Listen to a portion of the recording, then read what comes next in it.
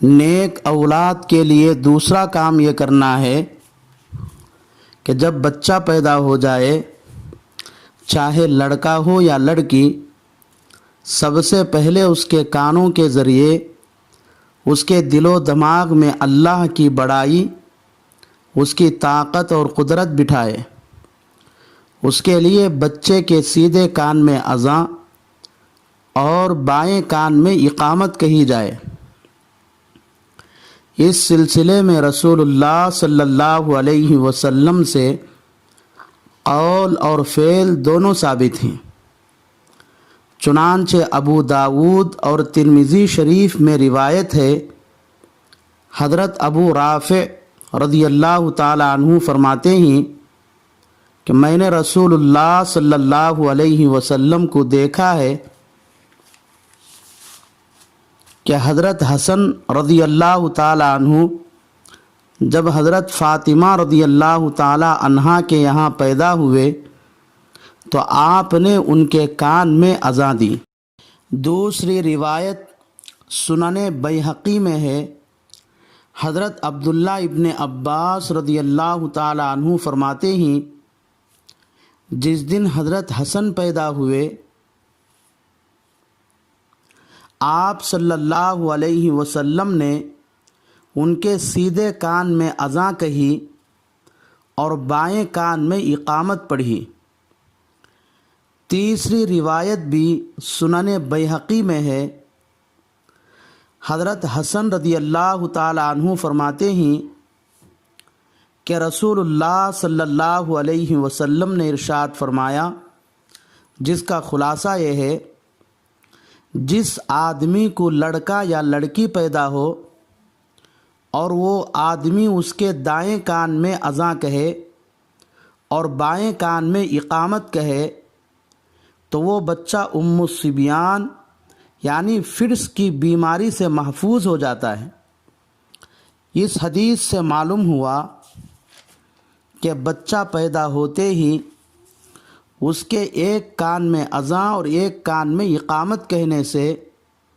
بچہ فٹس جیسی دماغی بیماری سے محفوظ ہو جاتا ہے۔ علامہ ابن قیم رحمۃ اللہ علیہ نے بچے کے ایک کان میں اذان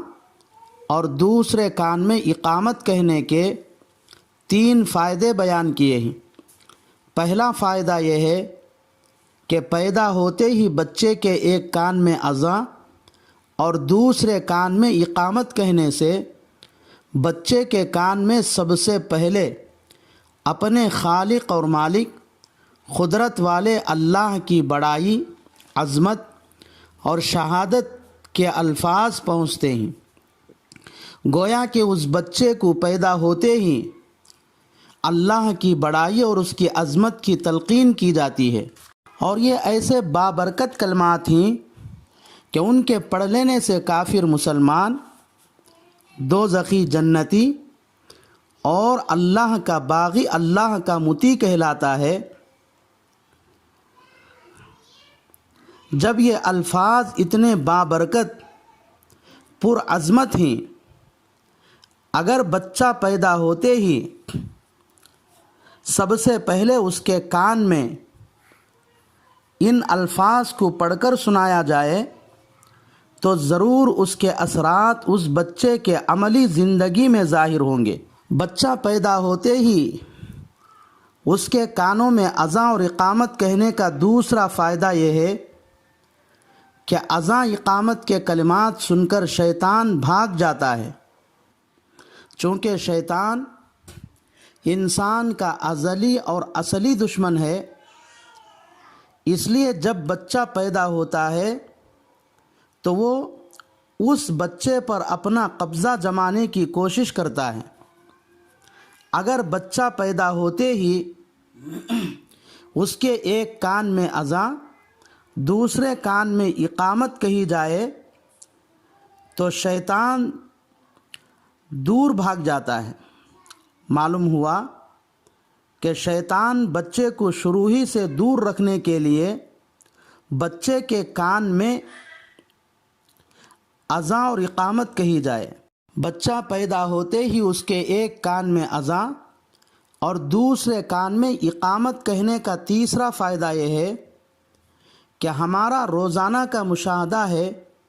کہ جب بچہ پیدا ہوتا ہے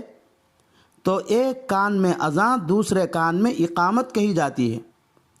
اور جب وہ مر جاتا ہے تو بغیر اذان و اقامت کے ہی جنازے کی نماز پڑھائی جاتی ہے۔ جیسے عام نمازوں میں اذان اقامت کے بعد بہت جلد نماز پڑھی جاتی ہے، تو بچہ پیدا ہوتے ہی اس کے ایک کان میں اذان اور دوسرے کان میں اقامت کہہ کر یہ سمجھانا مقصود ہوتا ہے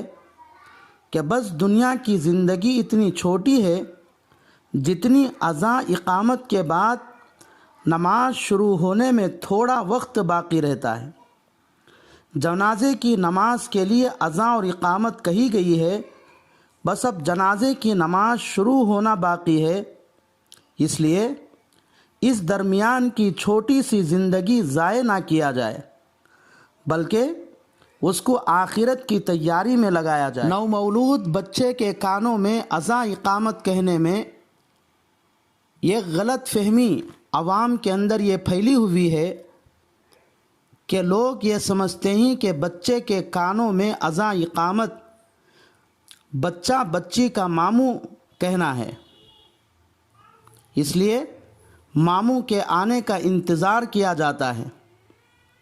یہ غلط طریقہ ہے، کیونکہ بچے کے کان میں اذان اقامت کہنا باپ کا حق ہے، اس لیے بچہ پیدا ہوتے ہی باپ کی ذمہ داری ہے کہ جتنا جلد ہو سکے سب سے پہلے اس نومولود بچے کے کانوں میں اذان اور اقامت کہہ کر اللہ کی بڑائی اور اس کی عظمت اس کے دل و دماغ میں بٹھایا جائے۔ اس سے ایک بات یہ بھی معلوم ہو گئی کہ انسان کو باپ بننے سے پہلے